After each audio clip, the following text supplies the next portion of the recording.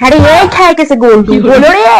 কত দেরি করবি রে? তাড়াতাড়ি নিয়ে বাবা দিয়ে যেমন গরম পড়ে যাচ্ছে, মেয়েটা নাটক করছে। পুজোর কেনাকাটা করতে যাবো, আজকেই পুজোর কেনাকাটা করতে যাবো, এদিকে রেডি হওয়ার বেলা নেই।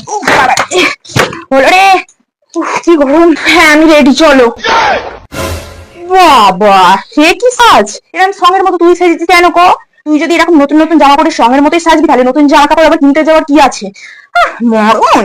তো কেনাকাটাই তো করতে যাচ্ছি, নিশ্চয়ই ভিক্ষা করতে তো যাইনি, কেনাকাটাই তো করতে যাচ্ছি, তো সাজবো না? তোমার মধ্যে কি সবাই ভিখারি সেজে যাবে নাকি কেনাকাটা করতে? আজব পাবলিক। মা গো মা, কি মুখে বাঁচা!